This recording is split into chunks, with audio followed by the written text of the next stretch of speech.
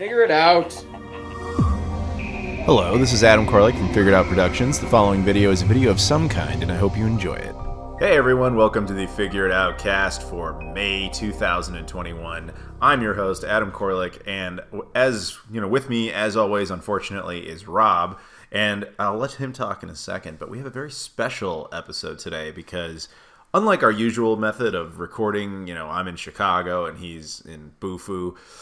Today we're both in Bufu. I'm at his house in Bufu, New Jersey, and it's time to... It's actually a lot easier for us from a technical level. It's great, but I have to hang around Rob, which is less great, but it's got its perks. And we have to share a microphone, so it's all intimate and such. This would be one of those things that is not a perk, but it works out just fine. So, as always, we have a whole bunch of subjects. We're going to be talking about various video game things and nerd, pop culture, all that sort of stuff. The description will contain all of those subjects as well as time code, so you can click around. This is a Patreon-backed podcast, so Patreon backers get this very early. They also get early access to videos, they support the channel, and then they can pick subjects and even be on the podcast, and we will have exactly that happen in a bit.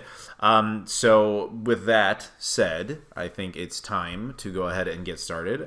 But by all means, check out the description. Follow us on all our social things, support this on Patreon, all that fun stuff. Adam, before we get started, how was your trip this? Oh, right, we're going to talk about that. Okay, so yeah, I'm on a little trip here. I decided, America's coming back as it is, and so I decided to do a little East Coast thing. I went down to Raleigh, North Carolina, had some barbecue, hung out with a friend there. There's some work-related stuff that'll come of that you guys will see later. Then hopped up to, well, technically Washington, D.C. just to change planes, but really up to New York / New Jersey. Then I ended up going down to Philly. Like, I was in like 5 different states in a day. And then, hung out with the good Rob. There's a good Rob, not this one, named Rob Steiner. Steiner is finer. Yeah, Steiner is finer. Janos is Thanos is really the great way to remember that. But Rob Steiner, huge shout out to him. He put me up at his place for a few days. He's very much an East Coast guy. He's very plugged in with the whole Cinemassacre crew. We were actually supposed to go to a Cinemassacre like party thing, but like we got invited like very late. And it was like, dude, it's like 10 o'clock, and that's like an hour drive, and we're like, yeah. I was about ready to go to bed. Like, it was, Anyway, so then we just hung out and did all the New York stuff, and at the time we're recording this, I'm going to be going home tomorrow.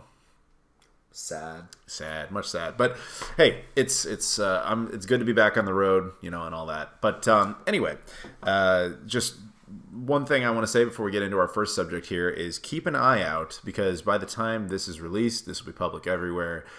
There's a new Sega video about top 5 tips for Shenmue. I actually wrote that video and I voiced it. Well, part of it. Corey does part of it, but that'll be on all the Sega channels that I figure you guys would enjoy. Spoilers, yeah. But it's like Sega's doing this new thing where they're like coming up with like video concepts for their games to help new players get involved, and they're like, hey man, you know why we're here. So let's talk some Shenmue. But so keep an eye out for that. But now, enough of all that. Let's get into our first subject. Rob, Bad Rob, are you ready? I am always ready. Okay, so unfortunately, this would be the part where we would be introducing our good friend Abdullah, who lives in the UAE. Unfortunately, due to scheduling conflicts, he's busy doing being an adult and not talking into microphones. He's got a job and all sorts of stuff, and so he can't really participate today, unfortunately. But he did leave us with a subject that we will be doing on his behalf. So, Rob, this is what he wanted me to ask. Okay. Looking back at the history of video games, is there anything you wish didn't happen, and why? I know, that's a big one. So you take a second to think about that. And, I mean, obviously you could cite like a million different things. Like, oh, I wish Cyberpunk didn't come out broken or whatever. But I want to because that's such a fucking defining, like, thing. You got to think about it more in, like, yeah, exactly. The grand scale, like, or the grand scheme of things. Like, what would have been a major... significant thing. You might argue, maybe Nintendo and Sony got that deal together and the Nintendo PlayStation worked out or something like that. Personally, I would have, I think the low-hanging fruit answer would have been that the 32X just never happened. I think that if that had never happened, I don't know how well the Saturn would have done, but I'm sure it would have done better than it did. Because there would have been less people burned by it. And, who knows? Sega might still be doing hardware stuff today if that hadn't happened. I mean, the 90s with Sega was like, there was a lot of mistakes there, but I think that was the single biggest one. I don't know. I'm like definitely of that mindset where history in both like the real world and this pretend video game world that we all inhabit is what shapes us, because like you could look at the current landscape of video games and say like, oh, you know, like it's not the best, but overall, you know, I kind of like the way things shaped out. Like I think the video game industry is better for having, you know, Sony in it. So if you could say like, oh, like Nintendo and PlayStation actually got together, then we probably wouldn't have gotten the PlayStation as we know it. Oh, definitely. You know, yeah. And you know, if Sega had stuck around, like, would we have like gotten the Xbox to that like that level of degree? You know, it's kind of weird. You know, like you even say like, oh man, I wish the video game industry didn't crash. I'm like, that was great that the video game industry crashed. It needed to, because it was a fucking. You refer to it as the Wild West. It's like it was the fucking Wild West, you know, and it needed to be civilized. I don't know. I think if I had to pick just something selfishly, it's like, yeah, I would love if the 32X wasn't made, and that would have like allowed the Saturn to maybe have a fighting chance in the 5th generation. Well, outside of Japan. Outside of Japan, where yes. The 32X basically never came out. I mean, that tells you a lot. Yeah. But, yeah, it's, you know, but I also think, I mean, there was a distinct possibility that, like, Sega, like, might have gone bankrupt. Yeah, like, in the late 90s, early 2000s. I mean, they weren't in the best financial straits, like, by the time the Dreamcast came out, 32X notwithstanding. I mean, the PlayStation just soundly fucking beat them, you know? And, you know, it's like, it's easy to look at Sega now. Sega's kind of in a weird position right now where they're not doing a whole lot of game development. But in that, like, early to mid-2000s era, post-Dreamcast, was kind of almost like a second golden age of Sega. You were getting a lot of really great IPs. You know, sequels to series that were on the Saturn and the fucking Dreamcast. They were putting their IPs on multiple consoles. Like, I kind of like that. You know, I like Sega as a third-party developer. So I'm sitting here looking at Rob with a bunch of just like puzzled looks. So just so, wearing his Sega T-shirt. It's time to educate Rob a little bit. So partially on what you just said, yes, I agree with you. There was a phase there from like 2002 to like 2005 where Sega was doing a really good job developing things like, you know, Gun Valkyrie and, you know, Shinobi and all these other ones that we never got on Dreamcast. But the reason you got those is that was what was left of Sega, and those were all Dreamcast projects. Yeah, they just got brought over, but a lot of the developers basically said like, without Sega having a console, they really weren't that interested in sticking around anymore. Which is like really, but they ran out of material by like 2005, and they did more of the publisher route. So you did end up with some cool stuff from them. Like Condemned was a cool published game that they did, but they didn't make it. And then, you know, they went through the Dark Ages, which they've only really, honestly, recently come back from. But that's Sonic and the Black Knight Ages. Yeah, but that's not really the point of the subject. So, but what I think Rob's hitting on here is like, yeah, you can have the ripple effect. Like, yeah, you could change something like this, and it'd be fun to see what that history is. But you don't know what other horrible things could come from it that you would end up hating much more. That you hated at the time, but they ended up creating good things. Video Game Crash is perfect because it seemed like an apocalypse, but really it cleaned up everything that had to be cleaned up. So yeah, and I agree with him that if Nintendo and Sony had actually successfully got that deal together, and the Nintendo PlayStation became like the real next thing, the PlayStation brand as we know it likely would not be what it is. But I'll also bet you Sega couldn't possibly have competed with that by themselves. And so they would eventually probably have turned to Microsoft, because they kind of already did. You know, in the Dreamcast, you know, Microsoft was actually very heavily involved with that.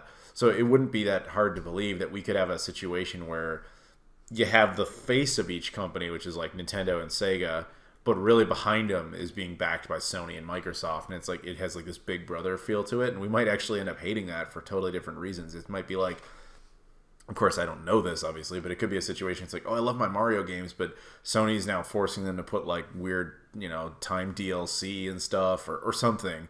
And, Microsoft's requiring that all Sega titles be, like, purely digital, or who knows, like, what alternate future we could have got out of that.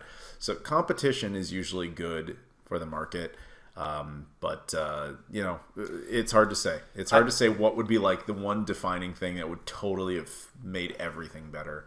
I also think that, knowing what we know now about the makeup of the Nintendo PlayStation prototype that has come out, and how comically underpowered in everything it was, I think that if it had come out, if the Super Nintendo CD, unit had come out, or the PlayStation had come out, it might not have made a big fucking difference. Yeah, like, it's possible that that thing would be looked at how we look at the Sega CD, as just a CD add-on that maybe there are some, quote, definitive versions of games on, or some shitty FMV games, and then it probably bombed because it was probably going to be really fucking expensive because it was early CD technology, like the Turbo CD, like the Sega CD. And it could have just been like, so Sony might have looked at that, well, that fucking sucked. Well, let's move on. Yeah, maybe they'll make the sound chip for the fucking N64 or something. They could have been like Commodore with the CD32, where they're like, well, that failed miserably. Let's never do this again. Or Apple with the Pippin. Pippin, where they're like, well, we did our one and done and we're out.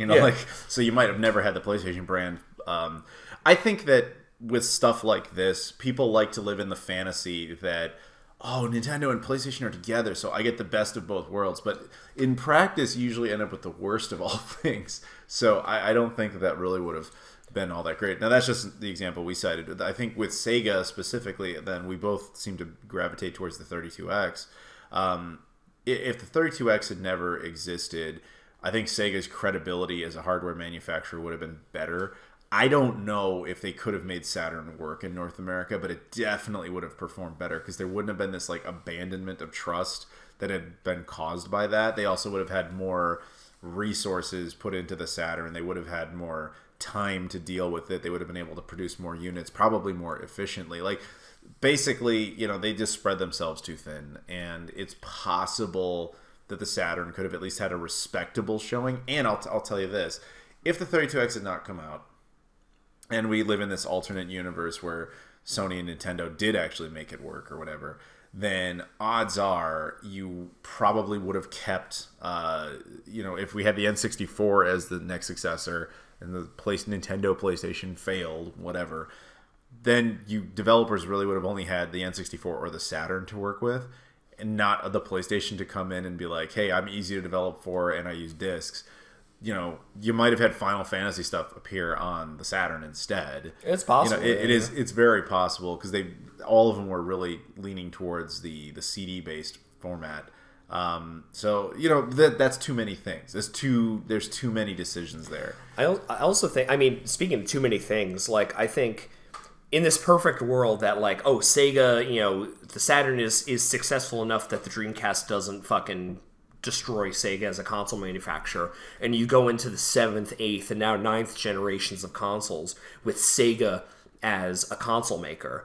I think it would be incredibly optimistic and naive to assume that if there are 4 console makers, like, actively producing at any given time, I think there's a very good chance that one of them would have had to have dropped out by now. Because you see right now the inability, or like the difficulty of companies trying to get into the video game market.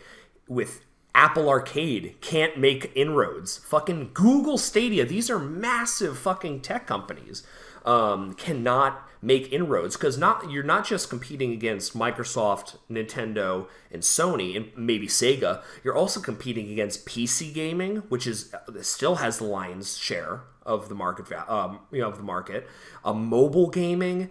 Like, that's why you don't see, like, things like, this isn't the early 90s where random companies can just show up, make something, and leave. In fact, I was going to ask you, do you remember who the last one was? That was Samsung. Like, with the new one, right? VM Labs new one. The new one. But it's like, and that's like And before I get a bunch of comments being like, you forgot the Ouya. The Ouya was not a real console. Like, real console would be like, hey, it's meant to, stand alone. It has its own physical media. It's really meant to get into that marketplace, as opposed to these like Android little clone piece of crap boxes that are not really meant to compete with anything. Yeah. No, the Mattel Hyperscan was not a real console. No. The Nuon was the last one that legitimately just showed up and was like, we're going to compete with the big boys and we're going to do it traditional style. And they failed utterly. Yeah. So, hey, there's that. You know what? We'll circle it back around. That's our alternate history. What would you do? I'd make the VM Labs Nuon successful. It would have been this huge, wild I would do hit. the Nuon. I'd do it right. I would do it the Nuon right. And there you go. Thank you, Abdullah, for that particular subject. Yes, thank you, man. We'll miss you. We'll see you next month. Right? Hope to see you soon on the next month. So moving on, we're going to get to your favorite backer of all time. As I said before, Abdullah traditionally would be on the podcast with us because that's the tier he's at. But also the option is to not be on with us. You just pick a subject. Now, this particular person has been on the subject, has been on here before, which is why Rob and him have a big rivalry for some reason. I don't have a big rivalry. It's huge. It's ridiculous. It's crazy. So this would be Leafy Poo. Now, Leafy Poo picks subjects. Now, he's kind of unique in that he always gives you two choices, and he makes Rob choose it. So we always go for like a Sophie's Choice type of thing, but with, not nearly as much drama. So here are your two options, Rob. This is Thanos' choice or Janos' choice, whatever. Is Sony training a future generation of underground cyberpunk hackers in order to play their PlayStation legacy consoles? That's choice number one. Okay. You understand that's a reference to the CMOS battery issue. Okay. Yeah. Or which cybernetic arms will you be installing in your bodies in our post-apocalyptic nightmare world? The Microsoft one, it has Vista. The Sony one, it's kind of cool, but the battery dies in 3 months. Or the Nintendo one, the only colors are pink and neon orange, but it also comes with a copy of ARMS to play on your arms, which you have to use a peripheral to your Nintendo console. Basically, each arm is a Wiimote.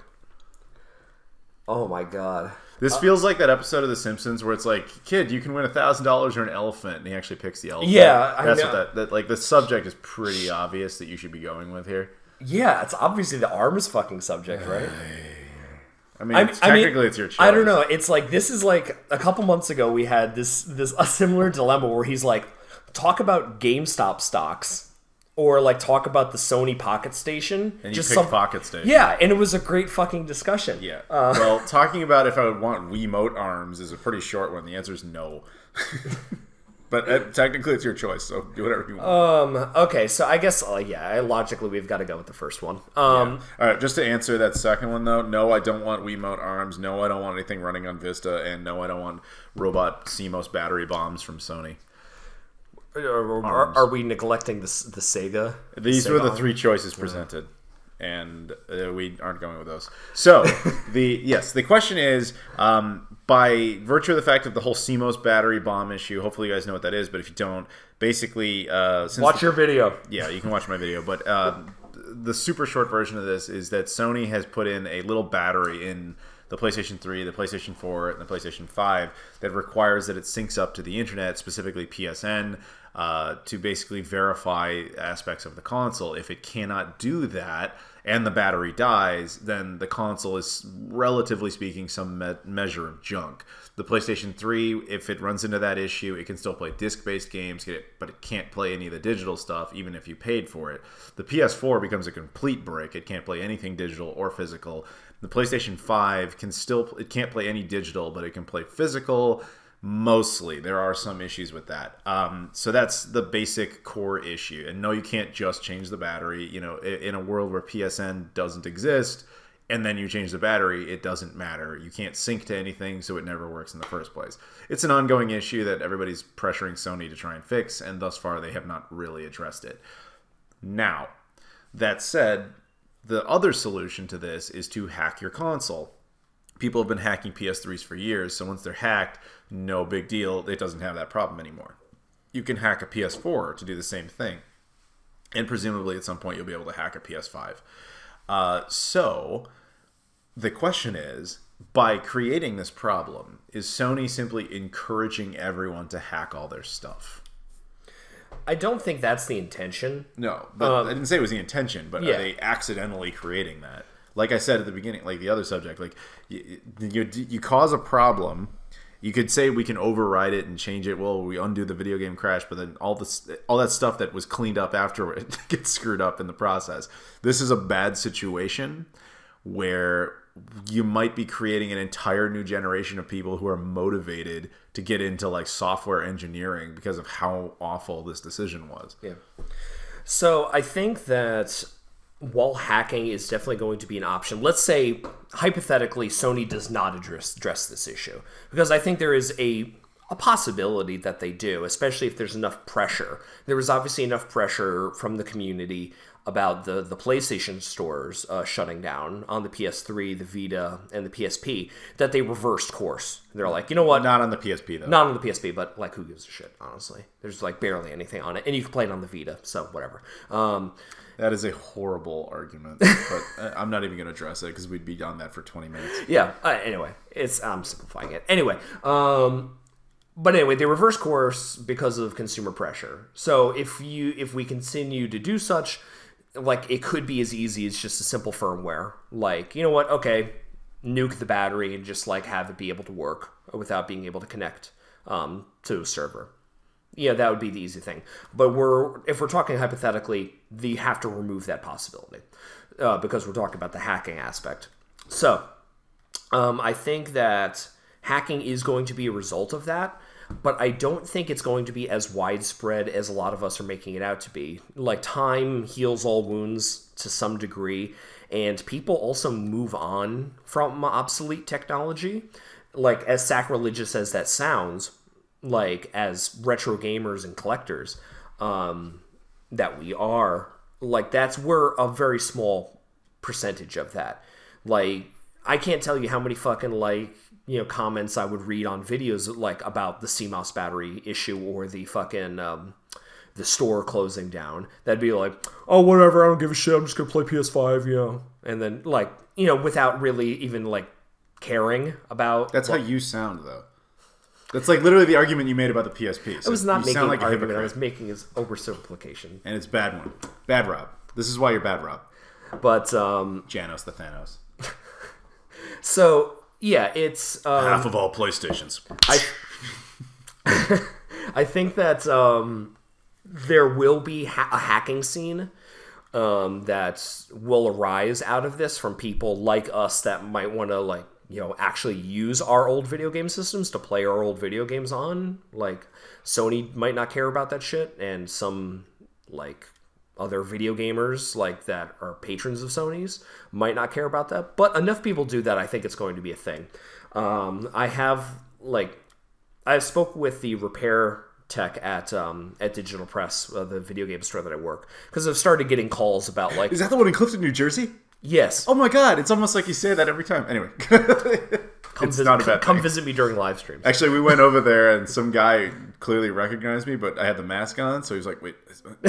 He didn't want to say anything because he didn't want to be wrong in case I'm, like, not that guy. Anyway, sorry.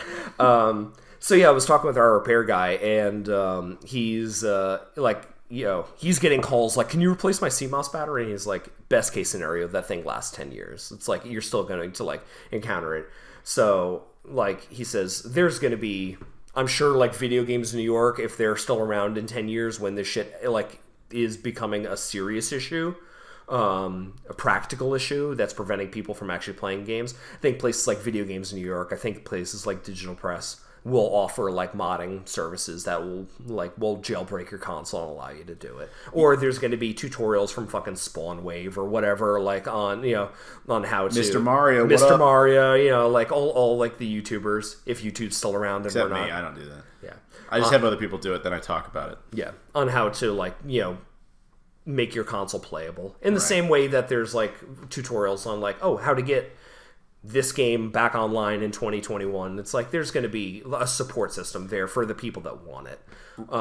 It's just a shame that people that are uninitiated, like what I refer to as, like, the casuals, the filthy casuals, who maybe inherit a PS3 or a PS4 from their sibling, or buy it at a garage sale or a thrift store, and they want to sit down and play these games in, you know, 15, 20 years after, like, you know, after the servers have gone down, can't. I think that's going to be the shame. And it's like, oh, well, I guess it's broken, and it gets tossed in the garbage without them knowing what's broken. Yeah, so my take on all this, first, it's funny, because I've actually mentioned something similar to that. Like, so, you have an Atari Jaguar. I do. Right? Okay, so one thing, I've mentioned this in videos before, and it's kind of one of the, it was a design choice that was really stupid, which is, I'm sure you've noticed, if you ever turn on a Sega Genesis, for example, with no cartridge in it, it just powers on. It just obviously does nothing. So Atari designed the Jaguar as a method of like, hey, you'll know it's high end and it's got a correct connection. If you try to turn a Jaguar on with no cartridge in it, it just lights up for a second and turns off immediately. However, that also means if it doesn't make clean contact with a game, you put in a game, it might just turn on, turn off immediately. And as a result, I can't even tell you how many people have probably thrown away Jaguars that worked. They just had dirty games. It's the same type of thing where you're going to walk into a situation, particularly with PS4s in the future, where it'll turn on and any game you put in it, it will not play if it's had the CMOS battery problem occur. And you're absolutely right in that this will primarily affect casual people. People, honestly, you guys who are listening to this are not that audience. I mean, you're listening to this, which means that you're probably interested enough in this type of thing where you're going to go down some road of addressing this problem. You might be the guy who's like, hey, the PS5 is backwards compatible, and it at least will play some of the physical games, so I don't care as much. Whatever, that's fine. But as someone who made that, I made a video about this, and that was one of the biggest videos I've done in a while. I got a lot of feedback on it, and there was an overwhelming amount of people who were just like, the majority, I'd say somewhere like the 95% of responses was, wow, this sucks, I'm going to get mine hacked. Like, it was pretty insane. But to pretend that that's like the majority of people will do that is ridiculous. But I'll also say this, if Sony doesn't address that C-bomb issue, eventually PS4s will just like absolutely flood Goodwills and stores like that. And I'll also say this, at some point when that happens, those are going to be the perfect time to pick those up, because once you know how to hack them, like, you're just getting like basically free PS4s all over the place. Yeah. And make a little business out of it. Yeah, and then like sell hacked PS4. And eventually, this is how it always works, guys, with retro games. Eventually, after that phase, there will be tons of people who are older who are like, I was a kid and I had a PS4. You can't even get PS4s anymore. They're always broken. It's like, yeah, well, I have a bunch of hacked ones. Oh, man, I'm going to pay you a ton of money for that. Like, yeah. This is how it always goes. It always goes. It comes in waves. So just keep an eye out for that, I guess. But, yeah, I have no delusion that, quote, an entire generation will be altered by this.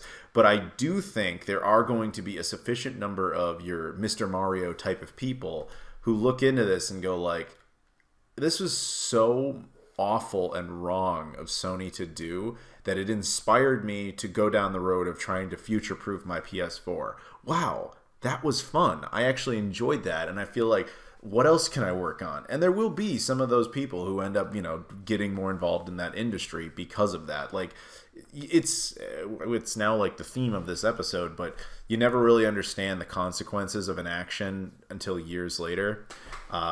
Star Wars led an entire generation of kids to grow up and want to work at NASA.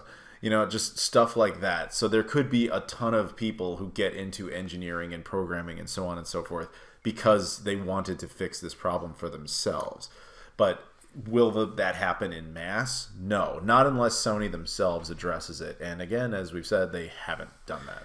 Hell, I mean, if you want to talk about the implication... But to be clear, just one last point on that. We're saying that at the time of recording. By the time this goes public, that could be like, hey, they patched it and this is hilariously update. But anyway.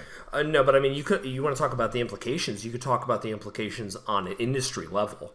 Like, we're always talking about the big, if you look back on video game history, the gaffes, the things that make or break companies and consoles.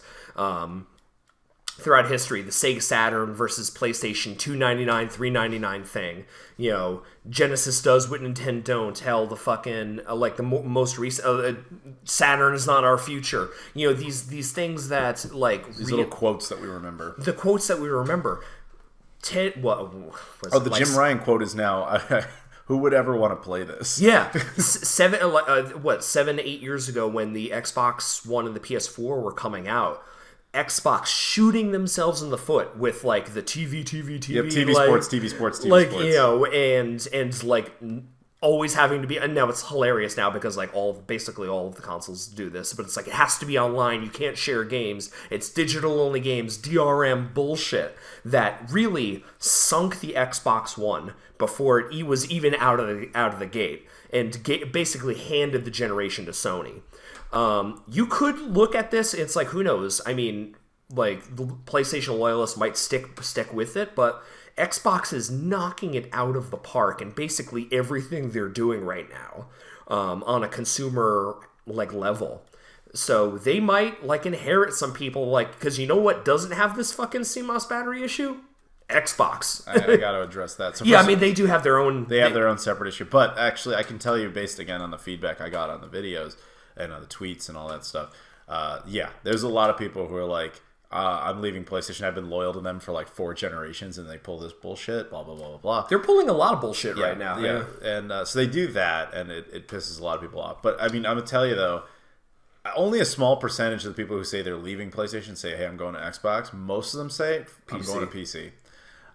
You know, Sony's in which actually works in Microsoft's favor too. Yeah, it's Microsoft. That's the thing is Sony's decision here doesn't hurt console gaming. I mean, it does hurt console gaming, but it hurts Sony a lot. In overall, it hurts console gaming in general because a lot of people are like, I'm giving up and I'm gravitating towards PC, and that's just going to be how it is. And I mean, I'm not one of them, but you know, I get it. I completely get why you would do that. But we were just talking about there with Microsoft because some people are like, hey, you know, Microsoft has its own issue. Didn't even like talk about it. No, first of all, I actually posted about that like the day after, and hilariously, I get no credit for this. My review of the Xbox Series X back in November when it came out, the day of, I did a whole long section about this. I was like, it doesn't work offline unless you do all this stuff. And like a ton of people were like, no, that's not right. You have to set it to this and to that. And I was like, maybe that's true. So I tried to look into it. And it's like, okay. And I even did a follow-up video being like, okay, you can play offline, but you have to do all this other stuff. But enough people kept telling me like, no, you're 100% wrong about that. Turns out I wasn't. Turns out you do actually have to system update the Xbox Series X out of the box, otherwise it's a brick. It doesn't do anything.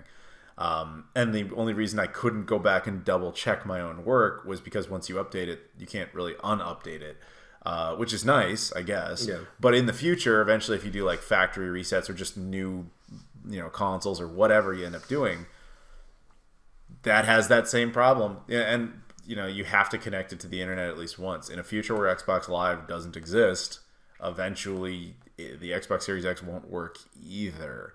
And if you want a bunch of games on it, either digital or physical, if they can't connect to verify, it's not going to work. Here's what I will say about the Xbox, though. They're generally better at migrating servers and keeping things. I mean, hell, the Xbox 360 store is still up because a lot of that works on the Series X. A lot of their Windows updates from like really old OSs are still up. Yeah. Like they have certain. I watched a video on this. Like there's certain elements of backwards compatibility in Windows that are so old that it's like stunning that they're still in the system. Like for example, we're looking at his laptop right now and he's got Windows 10 running on it. So if you were to open up like File Explorer, you would of course notice, and as I'm sure a lot of you do, your hard drive, your primary hard drive is the C drive. Yeah. Do you ever wonder why you can't use A or B? No. Okay. A and B are still reserved. A is for those tiny floppy disks, the ones that your save icon looks like. That's not a 3D printed thing. That's not a 3D printed save icon. That's actually a floppy disk. And then the B is actually the like early 80s floppy disks, like the ones that I only remember because of old computers at school growing up. You mean the actual floppies? Like floppy disks. And those letters are still reserved in the archives for that stuff. That's funny. I don't think I ever made that connection. Yeah, there's a bunch of little, like, some guy really broke it down. He's like, yeah, you cannot call anything on your computer this file name because that's reserved for like 1970s era printers. Like just weird stuff like that. So my point is not that Microsoft is by any means like flawless, because nobody is when it comes to backwards compatibility and support. I firmly believe that everything eventually stops being supported like that. but credit where credit's due. They do support stuff for a pretty long time. That said, I find it essentially morally reprehensible that you have to connect online to their service, locking you into content you thought you bought. And I posted about this recently. Apple is in court right now, again at the time we're recording this, arguing that digital content is not property. If they win that case, it is going to change a lot of things for the worse. Amazon actually did the same thing. They said something to the effect of like, any movie you digitally acquire from our platform should not be considered property. This is the direction they're going, everybody. And I have no problem with the concept of a rental service. I know it going in. Just something label it as such. Like Game Pass, if you think that you're buying those games, you're an idiot. That's a rental service, and they never claim otherwise. But quote-unquote buying digital games is not really property. And Apple, again, is now trying to prove that in court in the United States.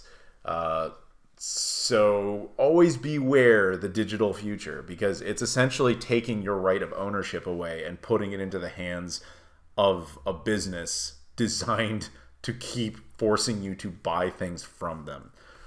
I hate that. I hate, the abandonment of consumer rights, but whatever, that's a different discussion entirely. Yeah. So anything else to say on this? No. All right, man. Hack your system. Yeah, hack your system. So thank you very much, Leafy Poo, for that particular subject and for your ongoing feud with Rob Thanos. We will cover the ARMS discussion next week in greater detail. We won't. But anyway, so now we have a round of shout-outs. So thank you to all the following people. These are all Patreon backers that support the podcast. They get a round of shout-outs. This is Trey Wagner, Michael Kelly, Loke, Luis Bonilla, Julian Espinoza, and Joseph Tamburino. Once again, that is Trey Wagner, Michael Kelly, Loke, Luis Bonilla, Julian Espinoza, and Joseph Tamburino. If any of you would like to get a shout-out or pick subjects or get early access to this or any of the other videos, all that information is in the description. Join up on the Patreon. Much appreciated. And hang out on the Discord. The Discord is now verified. How messed up is that? That's really terrifying. That really bothers Rob. But we got that little green check mark. So thank you. Come on in anytime. All right, and so for our next subject here, we've got our boy Keith. Welcome back, Keith. Woot woot. Happy to be here, sir. Yeah, people really seem to like you on the first one, and you don't feel bad. Nobody seemed to get the trivia right. Everybody who responded on the comments is like, dude, I got like one. I feel terrible. Yes! Oh, thank goodness. I was sweating about that, I wasn't worried too much when it came out in the Patreon, but when you hit YouTube, I got a little bit worried, but I got excited when someone liked the way I said Jaguar. Yep. Yeah, there's somebody did say that. They were like, yep. So Keith's already got fans. Soon he'll take over the show. Mm-hmm. He'll replace Rob, because Rob's dead weight. Let's just keep it real. God. And then eventually he'll take over the channel. I think that's inevitable. I just have to start preparing for the next generation of all of this. But for now, as Keith is just joining us now. One of the perks, of course, of you getting to be here, Keith, we appreciate you, is that you also get to pick a subject. So would you like to introduce the subject? Absolutely.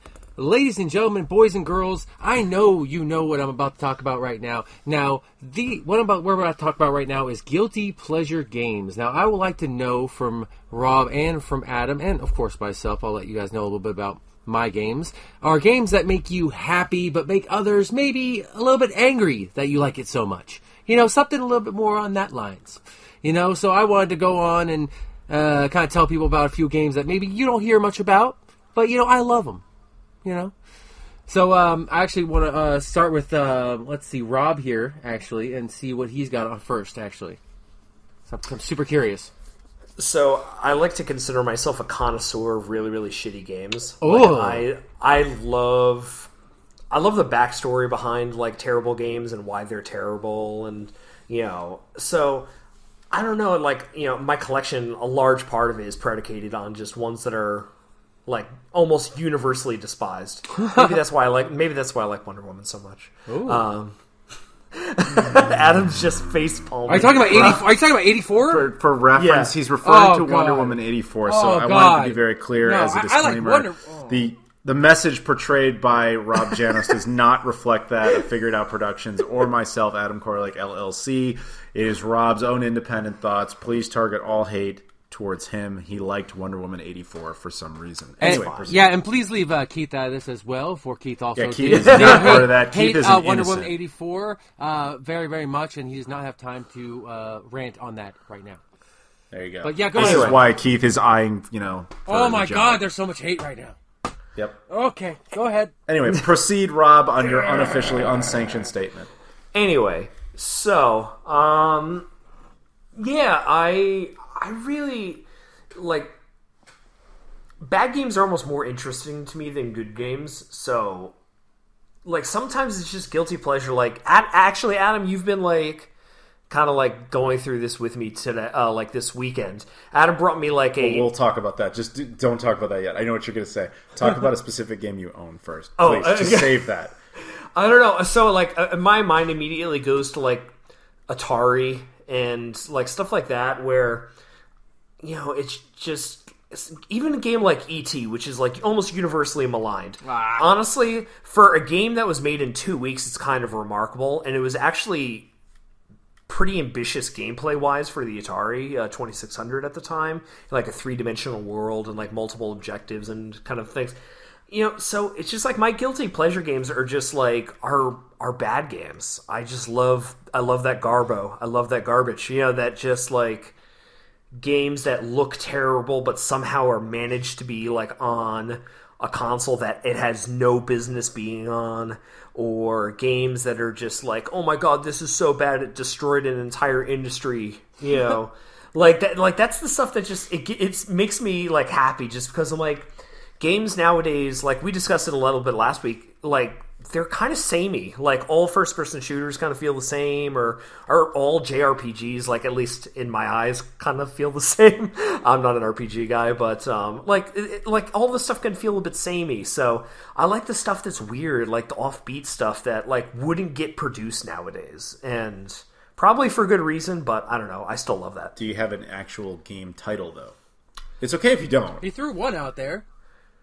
Yeah, E.T. was the only one he said. So if we were to just cut all that out, basically, Rob loves Wonder Woman 84 and E.T. Got it. Moving on. We were joking last night. We were joking last night. Adam's in my game room, and he's like, "Do you have Trevor McFur for the Atari Jaguar?" I'm like, "Of course I have Trevor McFur." They're like really shitty fucking. Like who doesn't have Trevor McFur? I don't even know if you know what that is. It was a Star Fox clone for the Atari Jaguar, and it was really bad. It's wonderful. Okay, so my answer to this, I agree with a lot of what Rob is saying, but it's funny. Like, I don't sit there and say, like, oh, man, I secretly love, like, a game that's universally panned, like, the Aquaman game that everyone famously hated. Or, like, really anything on the entire Nintendo Wii. Like, it's all terrible. We all know that. That's universally agreed. Everyone knows every game on the Wii is bad, obviously. There's some sarcasm in there, slightly, just not much. But anyway, like... I kind of mutate this question into, like, what is a game that makes absolutely no sense for me to like, but I do, because it shouldn't be considered good? And my answer is World Series Baseball 2K2 for the Dreamcast. I can't tell you how much time I spent playing that, and I do not like baseball. It's a fun game, though. It's surprising. I mean, it's a well-crafted game for a sports game. Those 2K games on the Dreamcast are very, very well done. I agree. Yeah. And but they're not my thing. Yeah. But for some reason, I was like, I can't stop playing this. Like, it was awesome. So I don't know if I have any like actual guilty pleasures in the sense that the game is notoriously bad. Like, I don't enjoy your Ride to Hell Redemptions or any of that. Like, I have had the misfortune of playing those type of things, but I don't think there's one where it's like universally agreed that it sucks and I liked. The problem with games, I'm sure you guys noticed this, is that games are kind of like music where everybody who's a fan of it hates every single version of it that ever existed. Like, every time I've heard somebody talk about, like, oh, I love music, it's like, well, I hate that band, and I hate that band, and that song is terrible, and that song is terrible. It's like, what do you like? Well, I like this indie ska band you've never heard of. It's like, okay, well, that's great. And same thing is like video games. You could, like, pop in my Discord right now and say, like, hey, I'm a big fan of this game, and watch, like, 100 people say, like, no, that game is shit. Everything is shit. It's all shit. The world is shit. And it's the same thing with any form of entertainment, it seems, but especially in music and games. So it's hard to be like, hey, man, I like the new Call of Duty or whatever, because you will get a million people that say it's just a shit. So I mutate this into, what is a game that you would never expect me to ever like, and I totally do? World Series Baseball 2K2 Dreamcast.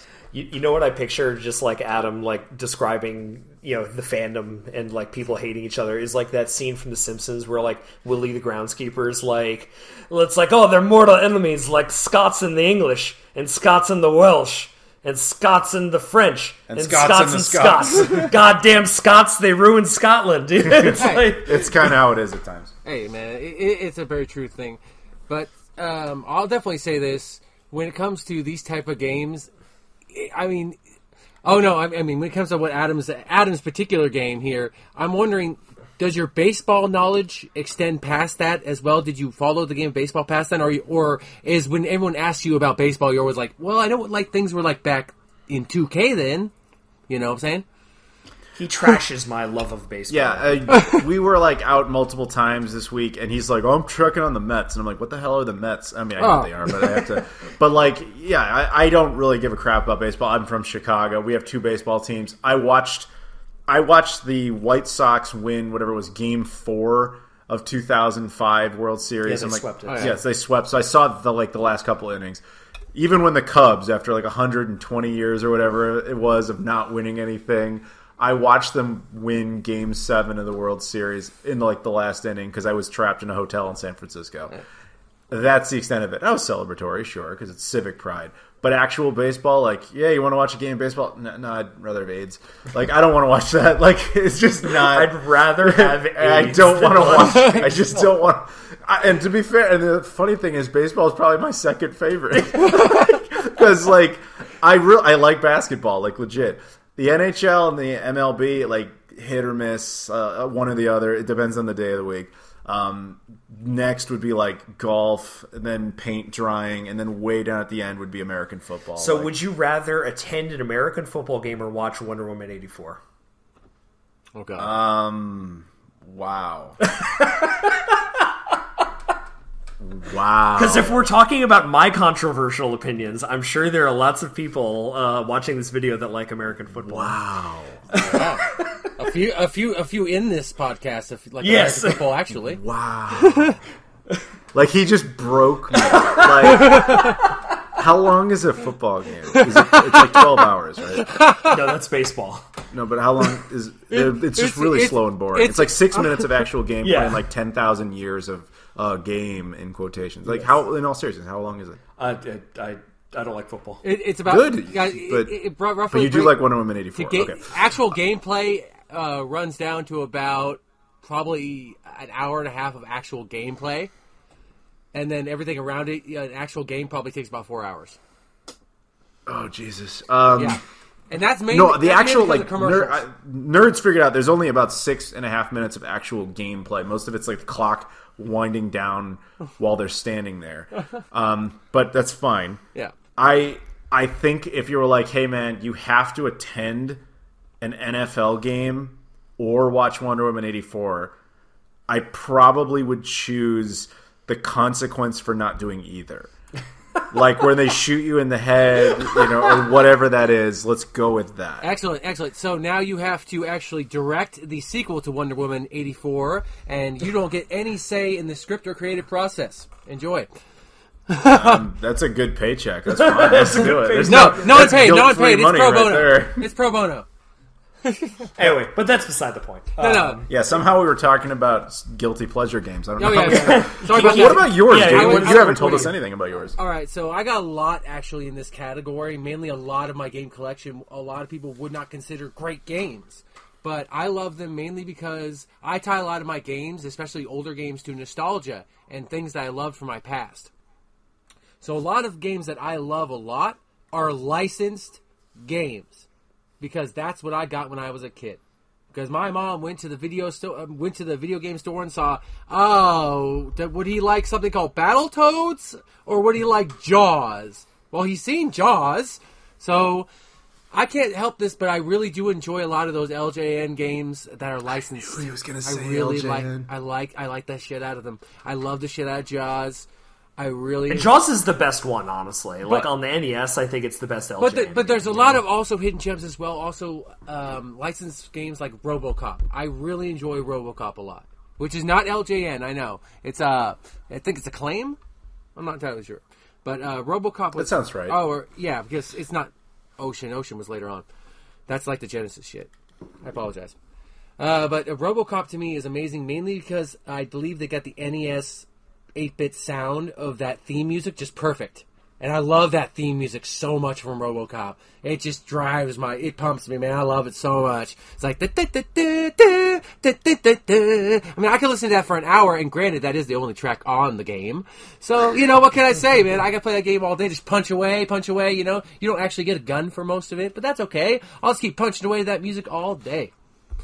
You know what?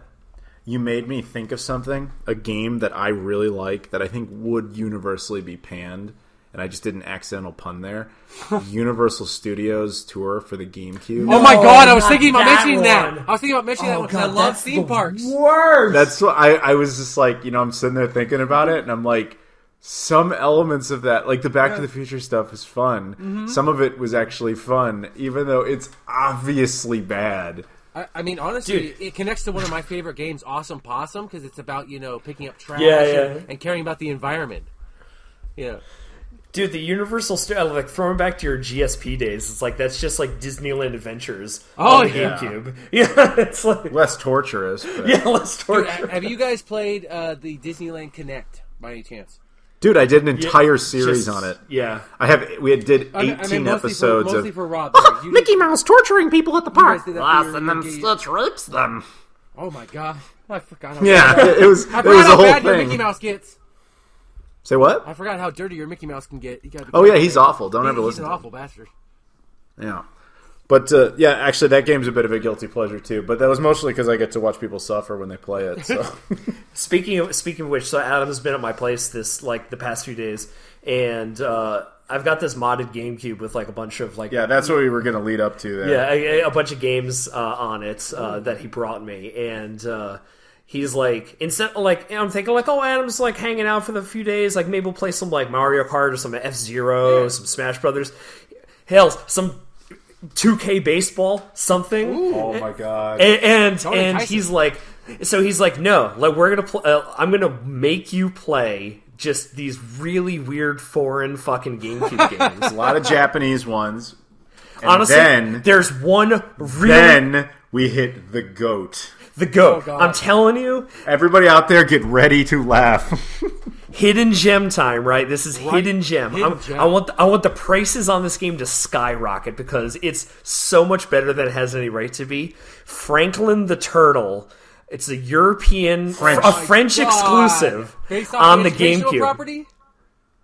I don't know. I mean, it's just an educational television show. Oh my yes. God, yeah. That show had a GameCube game in France only. It's a 2.5D platformer with Metroidvania elements. Yeah. I swear to God. I picked it up in France it's at one totally point. In French. Oh my God, I want this. In France, I bought it for €4, nothing. And when I was trying, it was hilarious. The store I was at, the guy couldn't really speak English that well, but he was like, no, this game for babies. And I was just like, no, I wanted just to get it for the collection, right? Because there's not that many European GameCube exclusives, right?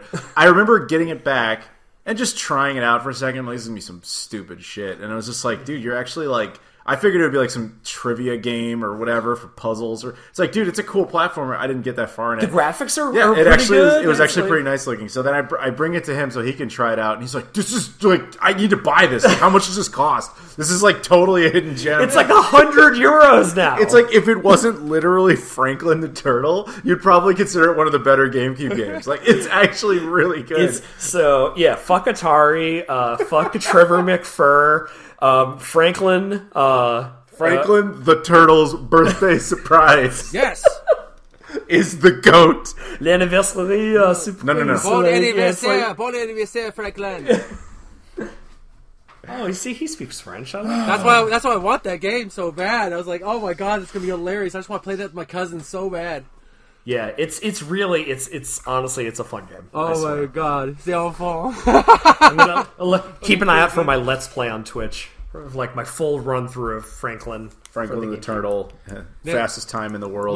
We might have just struck freaking gold with that one. I might tell you with this subject, anyways. Franklin the Turtle. So that's, I guess, our mutual answers. Yes. Franklin the Turtle on the GameCube it's so amazingly bad, it's awesome. Except it's not actually bad; it's just awesome. It's just awesome. I will find this game. Yeah. I will too. The quest is begun. Also, I just want to bring up, in particular, just licensed games in general. I love licensed movie games. I'm obsessed with them as well. I'm literally staring at the Alias game from Xbox I was playing last night. Yeah. Oh, I remember that. Yeah. Oh, that's a high quality game. But pretty much some high quality gameplay right there. Anything connected to some to any property is just, I love it for some reason. I have no idea why, but if it's connected to some kind of movie property or something, I want to play that game. I mean, shoot. I think we kind of talked about that once, how that's not really a thing anymore. Or at least it's very. That was last month. Yeah. It's very limited. They died out, especially when they went out with a bang, though, with a couple of gems with Captain America for the 360 and Wolverine Origins. So they went out with a bang, so it was kind of nice. For the, yes, exactly, for the GameCube. Yes, of course. Can't forget the greats. But yeah, I think we got this one pretty much wrapped up. Yeah. All right. Well, thank you very much, Keith, for that. Absolutely. So now we'll move on to our next subject. This one was brought to us by Cax, and this is. I'm just warning everybody out there. This is going to take a minute. So Cax got inspired by a subject we did a year ago. Maybe it was. We were told by Oliver Clare. He just listed out every game console I own, and he's like, "Give me, a synopsis review of each one. What do you think of it?" And Cax is like, "Hey, you know what? Do that, but with all the controllers." And so he wants us to talk about. I'm going to go through the list. I will say the name of a console, and you will just tell me about the controller, what you think of it. However, to prevent this from being about 12 hours long. We have instilled a little bit of a rule that Rob will elaborate on. Yeah, so I am going to say that we should do it immediate reaction. What's your first reaction or your first impression, in a sentence or less? Now, do you want to do it based on the first time you witnessed it, or as if you were holding it now? No, right now. It's your thought. Okay, I'm about to say, because my hands change sizes, so my opinions did change over time. Yeah, word association, but with GameCube controller, basically. Okay. With game controller, yeah. All right, so are you ready, Keith? Yeah, well, let's do it. All right, you're going to go first. You ready? Yeah. Atari 2600. Feels like an arcade stick in my hand. Pure, simple joy. Simplistic, but totally works. Intellivision. I don't get what these numbers mean. God! I dare Tommy Tallarico to do it better. Why am I holding a calculator? ColecoVision. I understand the Coleco, but I don't get the vision. I'm sorry. Fuck. I don't know if that will. Forget Tommy Tallarico. ColecoVision did it better. Is this a phone? The Magnavox Odyssey 2. Okay, I see where you were going there, but you still didn't get it for me. I like it better than the Atari 2600 controller. Ooh. Am I tuning a radio? Atari 5200. Surprisingly comfortable. Worst controller ever. It just doesn't work. Vectrex. Oh, the controller. I mean, I never held one. Great controller. I wish the buttons were labeled better. Do I unplug it, or is it built into it? You can unplug it. You're asking me my initial reaction. That's what it would be. It wasn't a Q&A, and for the record, if you've never held it or you don't know what it is, just say that. Yeah, that's what I said. I've never held it. Or you can say, if you know what it looks like but you've never held it, react that way. It doesn't really matter. Okay. The Sega SG-1000. Oh, I'm getting it. I'm liking it. Never held it. I mean, okay. I guess this works. Yeah, that's pretty much okay. NES. It feels right. Revolutionary. Out of date. Sega Master System. Is that a D-pad? Question mark. I missed the pause button. Yeah, where's the pause button? Seriously, where the fuck is the pause You're button? totally right. on That's the exactly right. Why is the pause button also the action button? Were you some weird people who sat away from your TV? No, you're supposed to sit close to it. Atari 7800. I've never held it. Missed opportunity. I want the European controller. Yeah, totally. Amstrad GX 4000. Haven't held it. Are you sure this isn't a third-gen controller? I liked it better when it was called the NES. TurboGrafx 16. Love it. Feels great. Like the buttons. I liked it better when it was the NES controller. Why do I need a multi-tap? Sega Genesis. It's my perfect controller. What can I say? Feels like bliss, and it goes like this. It was great as the 3-button. It is amazing as the 6-button. I like the feel of beans. Giant bean. Mm-hmm. Super Nintendo. I do love me some shoulder buttons all day. Best 2D controller ever made. Harmony in the Hand. Neo Geo AES/CD. I don't like it. I want arcade stick. I like the CD controller better. This thumbstick is flawless. Clicky, clicky. The Philips CDI. Why am I plugging this into the freaking controller? Controlling the flowers of Robert Mapplethorpe has never felt better. Why is the controller port in the back of the console? Also, which one do I have? One? I'm thinking the one that comes with it. You know, like there was that, and there was remote, there was the one that was like a Super Nintendo Yeah. controller. Then there was the one that was like a spoon, and then there was the one that was a remote control. Sorry, we're breaking our rules. Perfect Okay. for eating soup. Yeah, perfect for eating soup. There you go. FM Town's Marty. Never held it. Never held it. I can't believe I found one. 3DO. Oh, freaking weird. Where's the multi-tap? Is this the Sega Genesis? No, I refine that to, is this a Sega Genesis third-party controller? Yeah. Mad Cats? Amiga CD32. I never held you, but you look interesting, and I could use something else with you as well. Underrated. Is this a boomerang? PCFX. Oh, I've never seen that control. I've never held that one. I liked it better when it was the NES controller. I own it and I don't remember. Atari Jaguar. I love the way it feels in my hands. I don't know why. Nostalgic for the late 70s, early 80s. Criminally underrated. Yeah. Mm-hmm. It's more comfortable than it It's looks. more comfortable than it looks. That's a better way to put it. Yeah. It's more comfortable than it It looks. feels fantastic when I got older. That's all I gotta say. Yeah. Sega Saturn. Controller perfection. Best fighting game controller ever made. I am not a fan. Woo! I prefer the retro fighters re-release. Okay. As far as, yeah, so I guess if I was to refine that, I'd say the retro fighters controller far superior. I don't know. PlayStation 1. Let's go with the version that doesn't have the DualShocks. Is that a D-pad or buttons? Introducing the SNES controller, now with love handles. I'll use the DualShock version. Nintendo 64.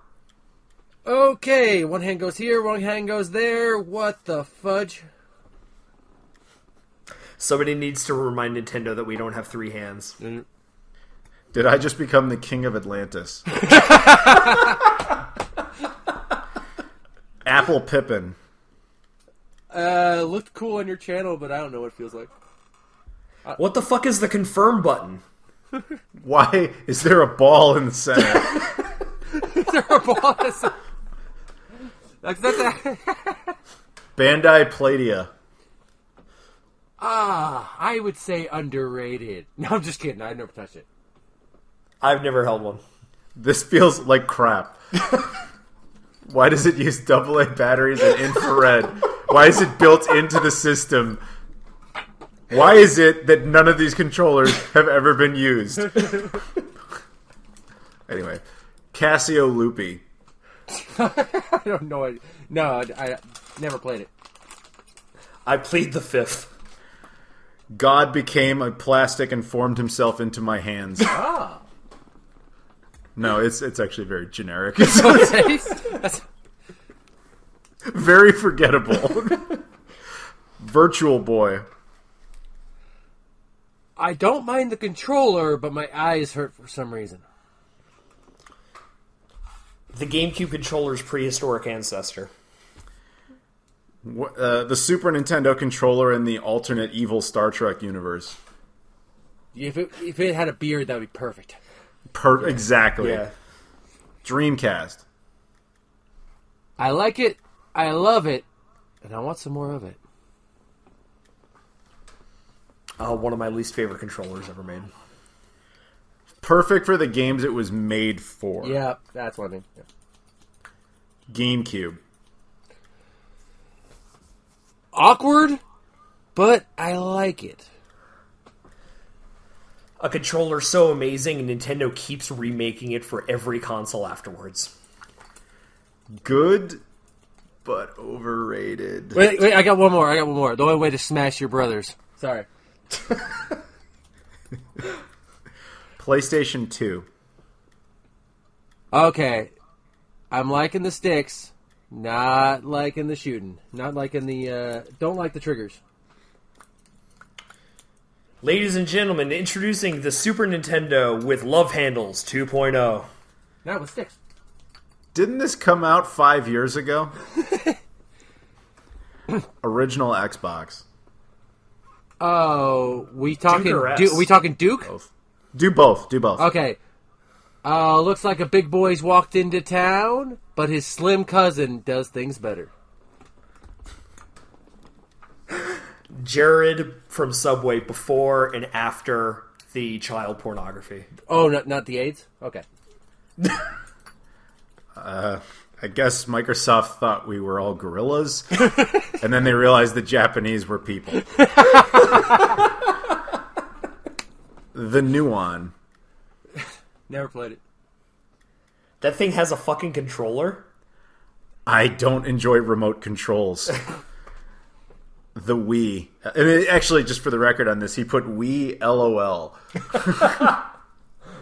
Okay, so the Wii? Yep, okay. the Wii. The Wii, it's fun, but the motion needs a plus.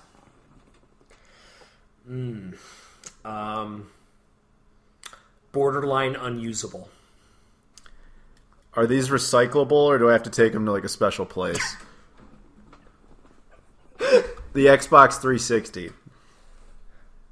Yeah, that feels just rad. Best controller ever made for 3D games. It looks like a Fisher-Price toy, but plays like the GOAT. Mm-hmm. PlayStation 3.